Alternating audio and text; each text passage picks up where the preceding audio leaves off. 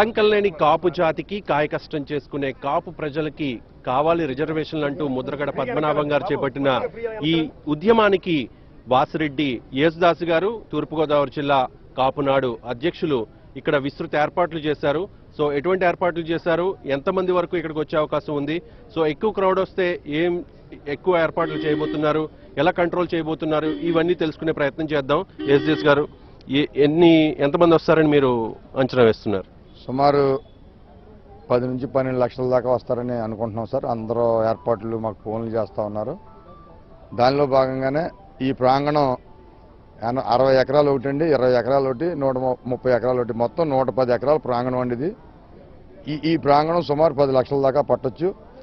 మళ్ళీ ఎక్స్ట్రా వస్తారని రోడ్డుకి రైట్ సైడ్ ఎల్ఈడీలు పెట్టి అక్కడ 40 ఎకరాలు ఏర్పాటు చేయడం జరిగింది. ఇది ఓన్లీ వచ్చిన మా కాపు జాతి మీటింగ్ ఆలకించడానికి వచ్చిన వాళ్ళు ప్రజలందరికీ ఇది. అదేవిధంగా 12 చోట్ల పార్కింగ్ ప్లేస్ పెట్టడం జరిగింది. ఆ 12 చోట్ల మొత్తం అది కూడా 140 ఎకరాల నుంచి 150 ఎకరాలు ఏర్పాటు చేయడం జరుగుతుంది. ఇటు వచ్చిన వాళ్ళు ప్రతి ఒక్కరు కూడా సైట్లోనే దిగి ఖాళీ వెహికల్ని పార్కింగ్ ప్లేస్ పంపిస్తాం. ఒక్క అడుగు కూడా మా జాతి పెద్దలు ఎవరో నడక్కర లేకుండా ఏర్పాటు చేసుకోవడం జరిగింది. ఇది ఫస్ట్. రెండోది, ఏర్పాట్ల వరకు ఇక్కడ కమిటీలు వేసాం. వాలంటరీ కమిటీ 600 మంది, పెద్దలు రిసీవ్ చేసుకునేది 60 మంది, వెహికల్స్ని పంపించేది ఒక 60 మంది, పార్కింగ్ ప్లేసుల దగ్గర యూత్ ఒక్కో పార్కింగ్ ప్లేస్ దగ్గర 10 మంది ఉండి ఎవరి వెహికల్ వచ్చిందో ఆ వెహికల్ నెంబర్ రాసి ఎవరు పంపించారు, ఎంతమంది తీసుకొచ్చారని 12 పార్కింగ్ దగ్గర 120 మందిని వేయడం జరిగింది. అలా ఇక్కడ మెడికల్ ఏర్పాటు చేయడం జరిగింది, 2 అంబులెన్స్లు. అదేవిధంగా మహిళలందరికీ కూడా టాయిలెట్స్ ఏర్పాటు చేయడం జరిగింది. అలా పురుషులకు ఏర్పాటు చేయడం జరిగింది. ఇక్కడ మజ్జిగ బటర్ మిల్క్ కమిటీ ఏర్పాటు చేసాం. అదేవిధంగా వాటర్ కమిటీ వాలంటీర్లు ఏర్పాటు చేసాం. ప్రెస్ గారిడి ఏర్పాటు చేసాం. ఇక్కడ అన్ని రకాలు కూడా సక్రమంగా జరిగేటట్టు ట్రాఫిక్ కూడా ఇటు నుంచి 30 కిలోమీటర్లు అటు నుంచి 30 కిలోమీటర్లు కూడా హెవీ వెహికల్ రాకుండా డిపార్ట్మెంట్కి చెప్పి అవి కూడా ఈ ప్రాంగణానికి వచ్చి వెహికల్ కాపు సంఘం వెహికల్ తప్ప రెండో వెహికల్ ఈ ప్రాంగణానికి ఈ రోడ్డుని రాకుండా 10 నుంచి 12 లక్షల వరకు కాపు ప్రజలు వచ్చే అవకాశం ఉంది. అలాగే వేలాదిగా కాపు నాయకులు, సీనియర్ నాయకులు వచ్చే అవకాశం ఉంది. సో వేదిక మీద మీరు ఎంతమందికి మాట్లాడే అవకాశం ఇస్తున్నారు? వేదిక మీద అంటే 1 గంట స్టార్ట్ అవుతాం.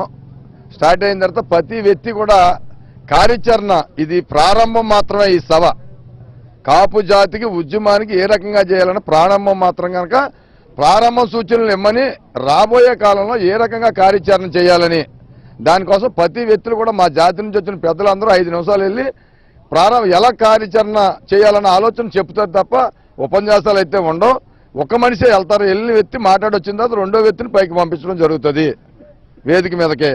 అలా సుమారు మా పెద్దలు అన్ని జిల్లాల నుంచి మిగతా రాష్ట్రాల నుంచి కూడా 200 నుంచి 300 పెద్దలు వస్తూ ఉన్నారు.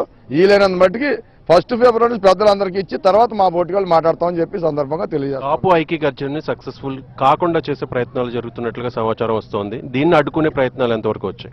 అంటే యాక్చువల్గా ముద్రగడ పద్మనాభం గారు ఉదయించే సూర్యుడిని ఎంతమంది అడ్డుకున్నా ఎన్నో మేఘాలు వస్తూ ఉంటాయి, పోతూ ఉంటాయి, కానీ ఆ సూర్యుడు ఎప్పటికప్పుడు భూభాగాన్ని చూడాలని అనుకుంటాడు. అలాగే ముద్రగడ పద్మనాభం కూడా ఎంతమంది అడ్డుకున్న కాపు జాతికి ఒక దిశ నిర్దేశించే వ్యక్తిగా ఈ రాష్ట్రంలో ఉన్నాడు కనుక ఎంతమంది అడ్డుకున్నా అడ్డుకోలేరని చెప్పి సందర్భంగా సభ నిరూపిస్తుంది. ఒక్క ఫోన్ కాల్కి 10 లక్షల మంది భారతదేశంలో ఎవరికన్నా వస్తున్నారు అంటే అది దట్ ఈస్ ముద్రగడ తప్ప రెండోది కాదని చెప్పి సందర్భంగా తెలియజేస్తా ఉన్నాం. రెండోది, ప్రభుత్వం చాలా ఇబ్బంది పెడతా ఉంది. ప్రభుత్వానికి కూడా మేము హెచ్చరిక చేస్తా ఉన్నాం. ఆర్టీసీ బస్సులు డబ్బులు కట్టిని రిటర్న్ ఇచ్చేస్తా ఉన్నారు, ఏమి ఇచ్చేసినా వస్తాం. కానీ నారాయణ గారు మంత్రి గారు స్కూల్ బస్సులు కానీ కాన్వెంట్ బస్సులు కానీ వెళ్ళటానికి లేదని ఒక ఆదేశాలు ఇచ్చారు. అంటే మా ఒక్కరికైనా, మా జాతి సభ పెట్టుకుంటేనా ఆదేశాలు?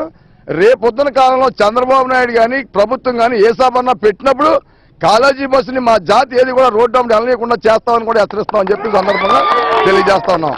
మూడోదిగా, ఆర్ కృష్ణయ్య గారిని కాకినాడ పంపించి సభ పెట్టి కాపులకు బీసీలో చేరిస్తే అడ్డుకుంటామని ఒక ప్రకటన ఆర్ కృష్ణయ్య గారు ఇచ్చారు. ఆర్ కృష్ణయ్య గారు ఎవరంటే చంద్రబాబు పార్టీలో ఒక శాసనసభ్యుడిగా పనిచేస్తూ చంద్రబాబు నాయుడు గారు గుద్ద గిల్లుతూ జోల పాడుతున్న దానికి ఇది ఒకటి ఉదర్శన. చంద్రబాబు ఇచ్చిన మేనిఫెస్టో ఇలువ లేదా? ఈ రాష్ట్రంలో ముఖ్యమంత్రిగా చంద్రబాబు చేసి ప్రకటనలకి ఇలువ లేదన్నది ఆర్ కృష్ణయ్య గారు చెప్పాలా? అది చంద్రబాబు సమాధానం చెప్పాలా? ఎందుకంటే నేను కాపులకు న్యాయం చేస్తానని నువ్వు చెప్తుంటే, నీ పార్టీలో ఎమ్మెల్యే వచ్చి ఇస్తే ఒప్పుకోమని ఆయన చెప్తుంటే, మీ ఇద్దరు ఇలువ ఉందా? చంద్రబాబు ముఖ్యమంత్రిగా ఇలువ ఉందా ఇలువ లేదా అన్నది చంద్రబాబు నాయుడు కానీ క్యాబినెట్లో ఉన్న మంత్రులు కానీ తెలుసుకోవాల్సిన బాధ్యత ప్రధానంగా పార్టీ మీద ఈ రోజు ప్రభుత్వం పాలకుల మీద ఉందని చెప్పి సందర్భంగా తెలియజేస్తా ఉన్నాం. ఇప్పుడు కేబినెట్ లో ఉన్న మంత్రుల్లో చాలా మంది వరకు కాపు నాయకులు ఉన్నారు, చాలా మంది ఎమ్మెల్యేలు ఉన్నారు. రాష్ట్రం విడిపోయిన తర్వాత 30% ఉన్నారు కాపు జనాభా. అయినప్పటికీ కూడా దశాబ్దాల కాలంగా అణిచివేతకు గురవుతుంది, నిర్లక్ష్యానికి గురవుతుంది కాపు జాతి. ఎందుకంటారు? ఎందుకు ఈ నిర్లక్ష్యం ప్రభుత్వాలకి? ఎందుకంటే అండి, ప్రభుత్వంలో ఉన్న ఎమ్మెల్యేలందరూ కాపు ఎమ్మెల్యేలు ఎంపీలు కూడా కాపు అనే బ్యానర్ మీద నెగ్గిన శాసనసభ్యులు, పార్లమెంట్ సభ్యులు. అతను కాపుగా పుట్టాడు కాబట్టే శాసనసభ్యుడయ్యాడు, పార్లమెంట్ సభ్యుడయ్యాడు. కానీ దాన్ని గమనించట్లేదు. చరిత్రహీనులుగా మిగిలిపోవడం జరుగుతుంది ఈ కాపు ఐక్య గర్జన తర్వాత. ఈ చరిత్రహీనుల్ని రోడ్లంట పరిగెట్టించే పరిస్థితి ఎదురవుతుంది. కాపు యువకులు వీధులంట పరిగెట్టించే పరిస్థితి ఎదురవుతుందని చెప్పేసి మీకు ఈ సభాముఖంగా మేము తెలియజేస్తున్నా. చెప్పండి, ఏం చెప్తారు మీరు? ఈరోజు మేము తీసేసినటువంటి జియోనే మనం అంటున్నాం. అది కాదు, అది పక్కన పెట్టి నేను సంవత్సరానికి 1000 కోట్లు ఇస్తాను, కాపుల్ని బీసీలో పెడతాను అని చెప్పేసి చంద్రబాబు నాయుడు గారు ఆయన పాదయాత్రలో ఎన్నో చెప్పడం జరిగింది. అన్ని చోట్ల చెప్పారు. తర్వాత ఆయన నెగ్గిన తర్వాత కూడా, ప్రభుత్వం ఏర్పడిన తర్వాత కూడా ప్రతి చోట చెప్పడం జరిగింది. కానీ ఆయన ఇప్పుడు 50 కోట్లు అది ఎందుకు ఇస్తున్నారంటే ముద్రగడ పద్మనాభం గారు యాక్సిడెంట్ చేస్తున్నారు కాబట్టి ఆయన ఉద్ధృతి అవుతుందని చెప్పేసి 100 కోట్లు ఇస్తున్నాను అని చెప్పడం జరిగింది. ఇలాంటి 1000 కోట్లు ఇస్తానన్న చెప్పినటువంటి చంద్రబాబు నాయుడు 100 కోట్లు ఇస్తున్నాడు. దీనికి ఏమిటి?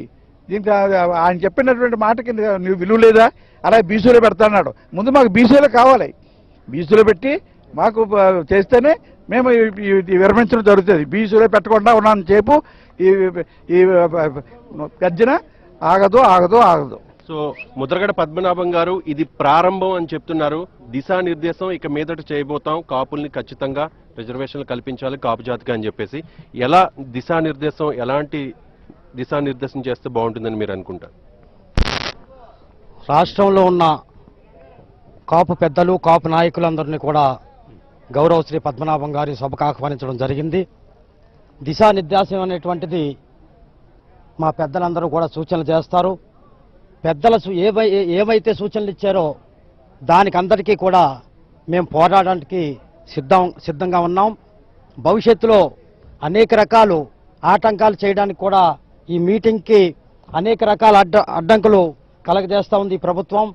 దాన్ని మేమందరం కూడా పూర్తిగా వ్యతిరేకిస్తున్నాం. వాహనాలు నిలుపుదల చేస్తున్నారు, రకరకాలు అడ్డంకులు క్రియేట్ చేస్తున్నారు. వాటినన్నింటినీ కూడా మేము అధిగమించి స్వచ్ఛందంగా ప్రతి గ్రామం నుంచి కూడా మేము ముందుకొస్తున్నాం. రాష్ట్ర వ్యాప్తంగా ఈవేళ లక్షలాది జనం ఈ సభకు తరలి వస్తారని చెప్పి తెలియజేస్తున్నాం. ఇది ఈ కాపు జాతిని ఇప్పటి నుంచి కాదండి, ఎప్పటి నుంచో 1915 నుంచి కూడా ఒక సైడు తూర్పునేమో తూర్పు కాపులుగా, తెలంగాణలోమో మున్నూరు కాపులుగా, గోదావరి జిల్లాలోమో తెలగ కాపులుగా ఎడగొట్టి ఈ కాపు జాతిని ఐకమత్యం అవుతే పరిపాలన హస్తగతం అవుద్దని, వీళ్ళ బలం పెరుగుద్దని నాయకులు ఎప్పటి నుంచో ఈ కాపు జాతిని ఇచ్ఛిన్నం చేసి ఎక్కడ ఉండాలో అక్కడే పెట్టాలని ఆలోచనతో ఎప్పటి నుంచో దీని మీద కుట్ర జరుగుతుందండి. ఇవాళ ముద్రగడ ఆశయం మేరకు కాపు జాతి సింహాలై గర్జింతున్నారు. ఇది ఎవరు ఆపునా ఆగదు ఈ ఉద్యమం. ప్రళయకాల రుద్రకీల భద్రకాళి అయిన ముద్రగడ తిరగబడితే రాష్ట్ర ప్రభుత్వమే కాదు ఢిల్లీ వరకు ఈ కేక వినబడుద్దని ఇవాళ ఈ తూర్పుగోదావరి జిల్లా కాదు ప్రతి జిల్లా నుంచి వస్తున్నారు. కాబట్టి ఇవాళ ఈ ఉద్యమానికి ప్రతి ఒక్కరు యువత జాతులు కూడా ఇవాళ రత్నాకర్ గారు ఎవరైనా అన్ని జాతులు కూడా మాకు మద్దతు ఇచ్చారు. ఇది ఎప్పుడు కూడా ఈ కాపు జాతి చరిత్రలో రేపు ఒక సువర్ణ ఘట్టంగా మిగిలిపోద్దని మేము మనం చేసుకుంటున్నామండి.